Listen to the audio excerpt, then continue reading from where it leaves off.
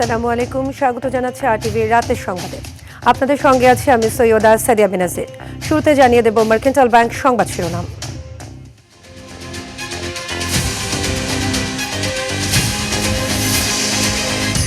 রাজনীতিবিদদের নিয়ে অশালীন কটূক্তির প্রতিবাদে রাজধানীতে মশাল মিছিল। তারেক রহমানকে নিয়ে অত্যন্ত জঘন্য ভাষায় কথা বলছে, উস্কানিমূলক বক্তব্য দিচ্ছে। এনসিপি নেতাদের উস্কানি না দিতে বিরোধী দলের প্রতি আহ্বান রিজভীর।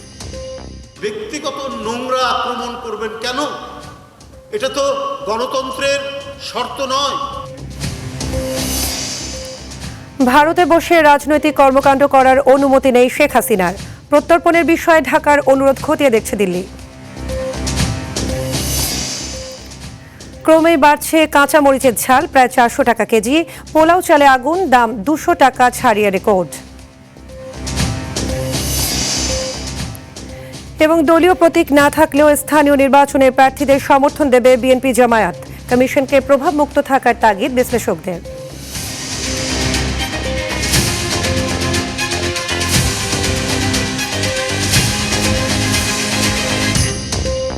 প্রধানমন্ত্রী তারেক রহমান সহ বরেণ্য রাজনীতিবিদদের নিয়ে অশালীন কটূক্তির প্রতিবাদে শুক্রবার রাতে রাজধানীর ঢাকা 6 আসনে মশাল মিছিল অনুষ্ঠিত হয়। মালিটোলা পার্কের ইংলিশ রোড থেকে শুরু হওয়া মিছিলটি 0 পয়েন্ট হয়ে নয়াপল্টনে মহানগর বিএনপির কেন্দ্রীয় কার্যালয়ের সামনে গিয়ে শেষ হয়। মিছিলে নেতৃত্ব দেন ঢাকা 6 আসনের সংসদ সদস্য ও মুক্তিযুদ্ধ প্রতিমন্ত্রী ইশরাক হোসেন। এ সময় তিনি বলেন, একটি রাজনৈতিক দলের কাছ থেকে এই ধরনের কুরুচিপূর্ণ বক্তব্য কোনোভাবেই প্রত্যাশিত নয়। রাজনৈতিক মতপার্থক্য থাকলেও শালীনতা বজায় রাখা উচিত বলেও মন্তব্য করেন তিনি।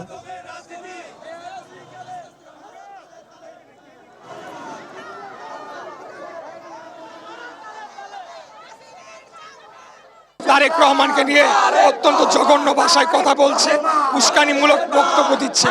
তো আমরা বলতে চাই, এটা নতুন রাজনীতির বন্দোবস্ত হওয়ার কথা ছিল না।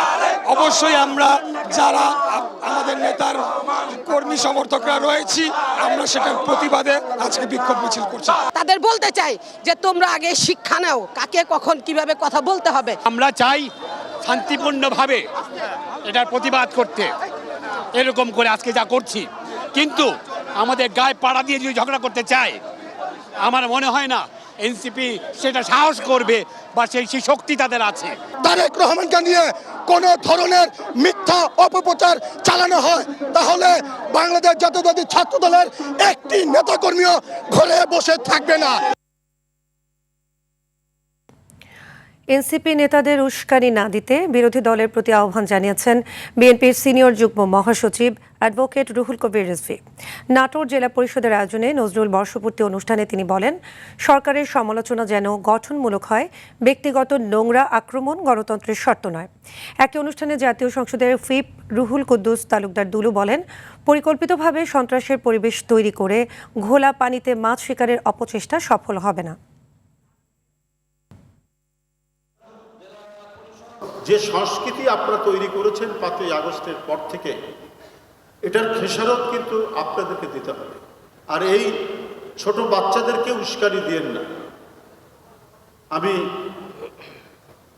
যারা বিভিন্ন এলাকায় যাচ্ছেন, অশ্রাব্য কুশ্রাব্য কথা বলছেন, রাজনীতি করেন, বিরোধী রাজনীতি করবেন, আপনি তীক্ষ্ণ তীব্র সমালোচনা করবেন, কঠোর সমালোচনা করবেন সরকারের নীতির, সরকারের পদক্ষেপে।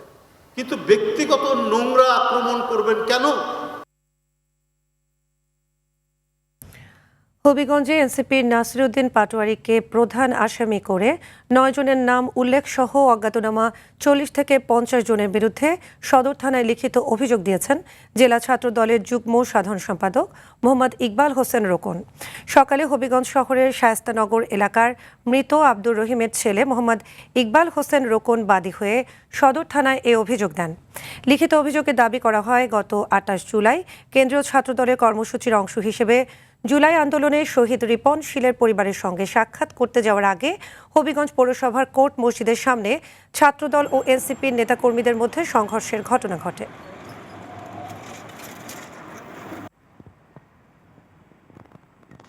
আইন সংস্কার কমিশনের প্রস্তাব জুলাই সনদের আলোকেই বাস্তবায়ন করা হবে বলে জানিয়েছেন আইনমন্ত্রী মোহাম্মদ আসাদুজ্জামান।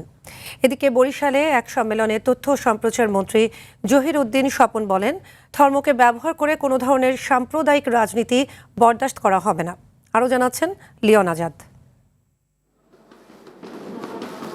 অন্তর্বর্তী সরকারের মেয়াদে জারি করা অধ্যাদেশ জুলাই সনদের ভাবধারা অনুযায়ী বাস্তবায়ন করা হবে বলে জানিয়েছেন আইনমন্ত্রী মোহাম্মদ আসাদুজ্জামান। ঝিনাইদহ পুরাতন ডিসি কোর্ট চত্বরে বৃক্ষ মেলার উদ্বোধন শেষে তিনি এসব কথা জানান। আইন সংস্কার কমিশনের প্রস্তাবনার আলোকেই 133টা অর্ডিন্যান্স অন্তর্বর্তীকালীন সরকারের সময় জারি করা হয় এবং সেই অর্ডিন্যান্সগুলোর মধ্য থেকে প্রায় সবগুলোই আমরা কিন্তু সেই সংস্কারগুলো গ্রহণ করেছি।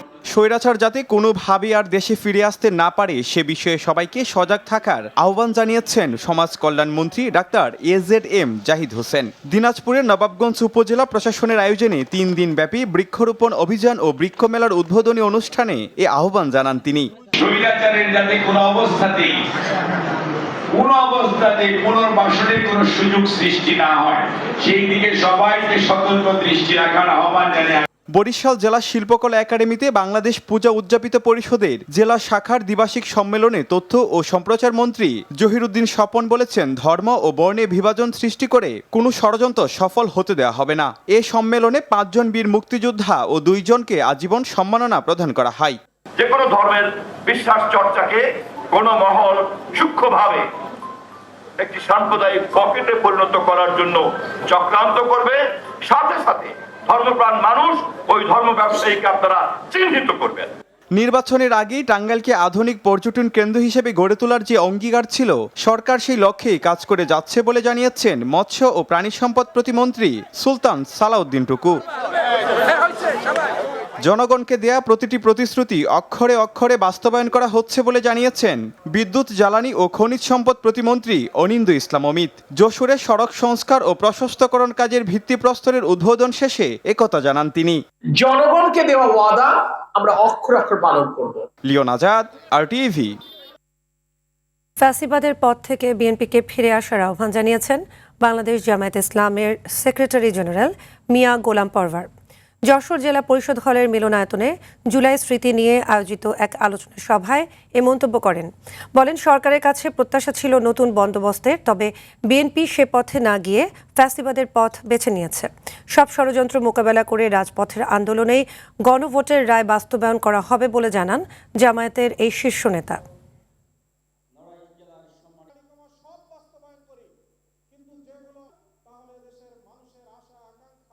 জেলা পরিষদ, সিটি কর্পোরেশন, পৌরসভা, উন্নয়ন কর্তৃপক্ষ, এই ফ্যামিলি কার্ড, এই টিআর, কাবিকা, ইমামের ভাতা বরাদ্দ, এমপি আছে, তাতে কোনো গায়ে বাঁধাচ্ছেন না, ওনারা দলীয় লোক দিয়ে সেইগুলো চালায় যাচ্ছেন।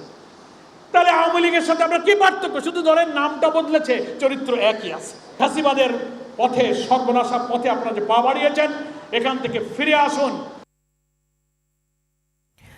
যারা ৭১ ভুলে যেতে চায় তারা বাংলাদেশকে বিশ্বাস করে না বলে জানিয়েছেন স্থানীয় সরকার মন্ত্রী মির্জা ফখরুল ইসলাম আলমগীর। বিকেলে রাজধানীতে সংখ্যালঘুদের সুরক্ষা ও নিরাপত্তা বিধান শীর্ষক এক মতবিনিময় সভায় প্রধান অতিথির বক্তব্যে তিনি কথা বলেন।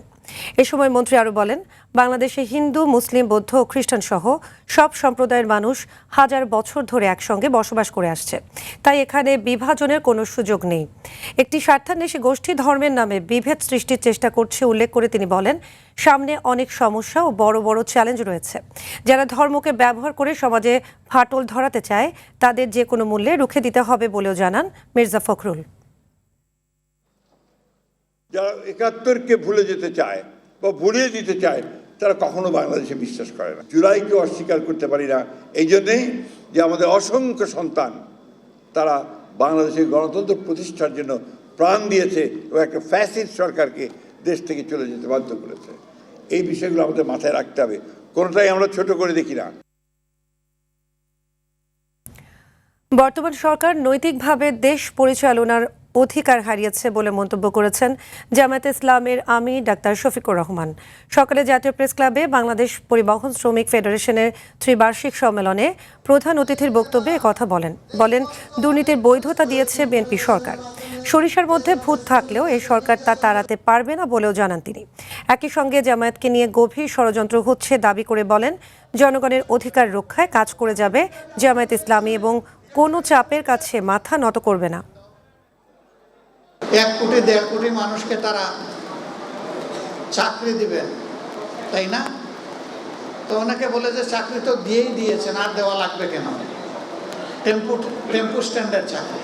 নৈতিক দিক থেকে সরকার তার অধিকার হারিয়েছে দেশকে পরিচালনা করা।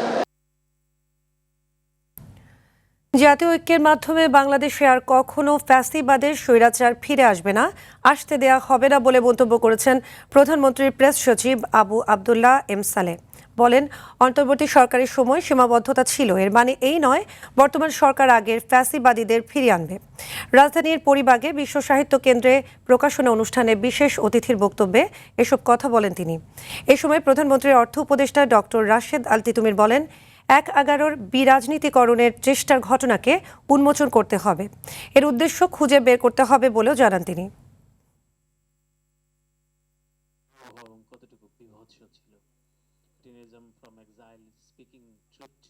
কোন ধরনের স্বাধীনতা সার্বভৌমত্বকে নিশ্চিহ্ন করার যে ১/১১ থেকে যে শুরু হয়েছে, তাহলে যে ১/১১ এটা তো উন্মোচন করতে হবে। আমাদের মধ্যে বেশ কিছু বিরোধ আছে, কিন্তু দুটা বিষয়ে জাতীয় ঐক্য এখনো আছে।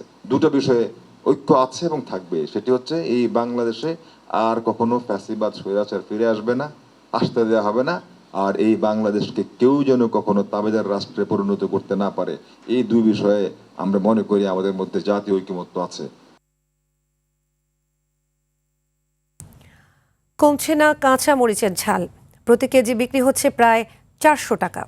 এদিকে আগুন লেগেছে পোলাও চালে, প্রতি কেজি দাম এখন 200 থেকে 230 টাকা। দাম বাড়ার কারণ হিসেবে সুগন্ধি চালের রপ্তানির অনুমোদনের পাশাপাশি কর্পোরেট ব্যবসায়ীদের কৃত্রিম সংকট তৈরিকে দায়ী করছেন ব্যবসায়ীরা।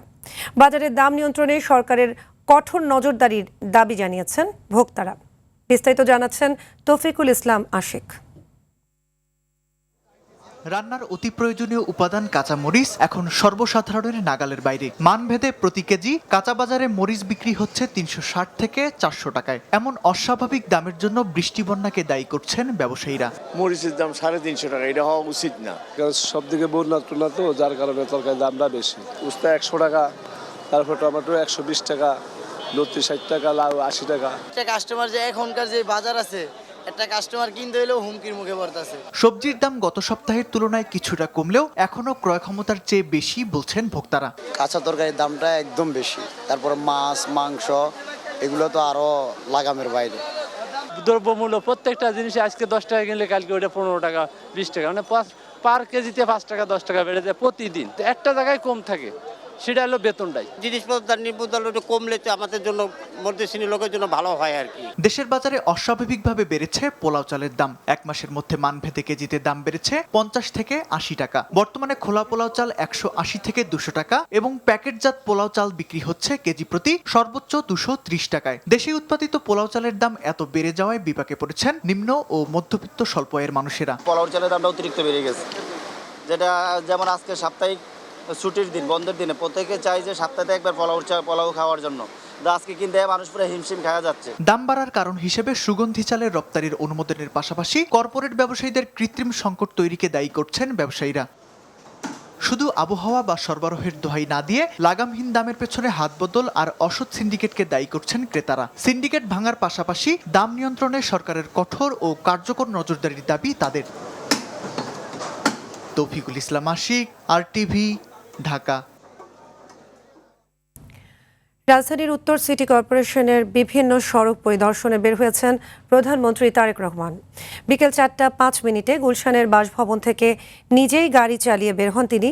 সঙ্গে আছেন স্থানীয় সরকার প্রতিমন্ত্রী শাহে আলম, উত্তর সিটি কর্পোরেশনের প্রশাসক শফিকুল ইসলাম মিল্টন, বিএনপির বিশেষ সম্পাদক বেলায়েত হোসেন, প্রধানমন্ত্রীর একান্ত সচিব মেহেদুল ইসলাম এবং সহকারী একান্ত সচিব আব্দুর রহমান সানি।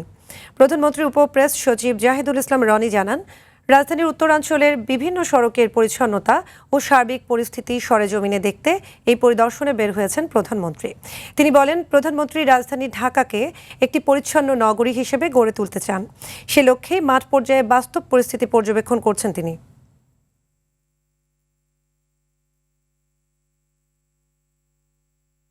এবারের স্থানীয় সরকার নির্বাচনে দলীয় প্রতীক না দিলেও বিএনপি ও জামায়াত প্রার্থীদের দলগত সমর্থন দেবে। বিএনপির সিনিয়র যুগ্ম মহাসচিব রুহুল কবির রিজভী বললেন, দলের চূড়ান্ত প্রার্থীর বিষয়ে দলের বাইরের গ্রহণযোগ্য ব্যক্তিকেও সমর্থন দিতে পারে। অন্যদিকে জামায়াতের সহকারী সেক্রেটারি জেনারেল হামিদুর রহমান বললেন, সমর্থনের বাইরে নির্বাচন করলে ব্যবস্থা নেওয়া হবে। রাজনৈতিক বিশ্লেষকরা নিরপেক্ষ নির্বাচনের জন্য নির্বাচন কমিশনকে সরকারি প্রভাব মুক্ত থাকার পরামর্শ দিয়েছেন। বিস্তারিত থাকছে আতিকা রহমানের রিপোর্টে। এবারে স্থানীয় সরকারের সব পর্যায়ে নির্বাচন হতে যাচ্ছে স্বতন্ত্র প্রতীকে। সে লক্ষ্যেই প্রস্তুতি নিচ্ছে নির্বাচন কমিশন। দলীয় প্রতীক না থাকলেও রাজনৈতিক দলগুলো নির্দিষ্ট প্রার্থীকে, স্থানীয় কর্মীরা তাদের পক্ষে কাজ করবে। এখন তো দল থেকে মনোনয়ন না, হয়তো কাউকে সমর্থন দিবে দল। তো সেই সমর্থনের ক্ষেত্রে যেন একজন ব্যক্তি, একাধিক ব্যক্তি যেন না হয়, দলের একাধিক নেতা দাঁড়িয়ে যায় অনেক সময়। এটা একটা ক্ষতিকারক বিষয়। এই ব্যাপারে খুব শক্তভাবে তিনি জেলা এবং উপজেলার নেতৃবৃন্দকে বলেছেন যে ইউনিয়ন পরিষদে যারা নির্বাচন করবেন, যাদের এলাকার মধ্যে সুনাম আছে, জনপ্রিয়তা আছে, দল থেকে হয়তো সমর্থন দেওয়া হবে। দলের অবশ্যই একটা সহযোগিতার সমর্থন থাকতে পারে, এটা অতীতেও হয়েছে।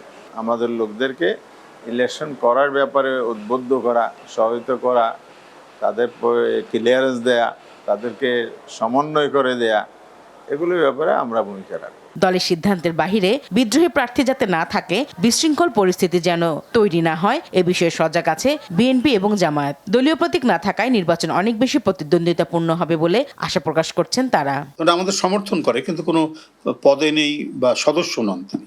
তো সেক্ষেত্রে তার সাথে কথা বলে ওনাকে আমন্ত্রণ জানিয়ে দল থেকে সমর্থন দিতে পারে। দলের চেয়ারম্যান ইনস্ট্রাকশন দিচ্ছেন যাতে একাধিক প্রার্থী না হয়, যারা পাবেন না তারা ওই প্রার্থীর পক্ষে তারা কাজ করবেন, প্রভাব বিস্তার করে। সেটা তো হাসিনা মার্কা শাসন থাকলে। তো এখন তো জনগণের দ্বারা নির্বাচিত সরকার, যে সরকারের প্রধানমন্ত্রী হচ্ছেন জনাব তারেক রহমান, এখন সেটা হওয়ার সম্ভাবনা নয়। এটা প্রক্রিয়ার মধ্য দিয়ে কিন্তু এই প্রার্থীগুলো সিলেকশন হয়ে থাকে। সে কারণে আগে নির্ধারিত হয়ে যায় কে কোথায় ইলেকশন করবে।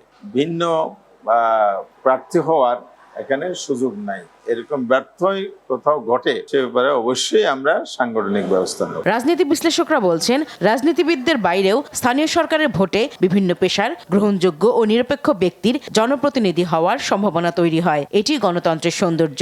যারা ক্লিন ইমেজের আছে, যাদের বিরুদ্ধে কনভিকশন হয় নাই, তারা যদি নির্বাচনে করতে আসে, তো সেই ক্ষেত্রে অনেক বেশি বাধা তৈরি করাটা দরকার বলে আমার কাছে মনে হয় না। স্থানীয় পর্যায়ে যদি কোনো প্রার্থী থাকে যারা জুলাই আন্দোলনের বিরুদ্ধে অবস্থান নিয়েছিল, তো তাদেরকে যদি নির্বাচনে অংশগ্রহণ করে, তাহলে আপনি জনগণের কাছে ছেড়ে দিন, জনগণই কিন্তু ডিসাইড করবে যে তাদেরকে ভোট দেবে কি দেবে না। প্রতিদ্বন্দ্বিতাপূর্ণ ও গ্রহণযোগ্য নির্বাচন করতে সব প্রার্থীকে সমান সুযোগ ও নিরপেক্ষ আচরণ করার আহ্বান জানালেন বিশেষজ্ঞরা। আতিকা রহমান, RTV, ঢাকা। একটি মানবিক সমাজ গড়তে পারলে থ্যালাসেমিয়া রোগ নিয়ন্ত্রণ করা সম্ভব বলে জানিয়েছেন জিয়াউর রহমান ফাউন্ডেশনের vice president doctor Zubaida Rahman. 1 lakh স্বাস্থ্যকর্মী নিয়োগকালে থ্যালাসেমিয়া প্রতিরোধে প্রশিক্ষণ প্রদান করা সম্ভব বলেও মন্তব্য করেন তিনি। রাজধানীর ইঞ্জিনিয়ার্স ইনস্টিটিউটে বিশ্ব রক্তদাতা দিবস উপলক্ষে আয়োজিত অনুষ্ঠানে এসব কথা বলেন তিনি। এ সময় থ্যালাসেমিয়া রোগীদের অনুদান প্রদানের আশ্বাস দেন স্বাস্থ্যমন্ত্রী।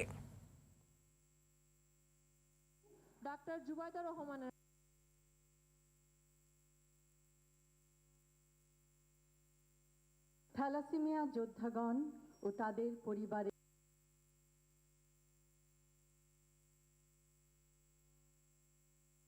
1 লক্ষ নতুন স্বাস্থ্যকর্মী নিয়োগের সময় তাদেরকে থ্যালাসেমিয়া সম্পর্কে সম্যক জ্ঞান দেওয়া যায়, অর্থাৎ এর উপসর্গ, চিকিৎসা ও আশ্বস্ত করার পদ্ধতি সম্বন্ধে প্রশিক্ষণ ও অবগত করা যায়।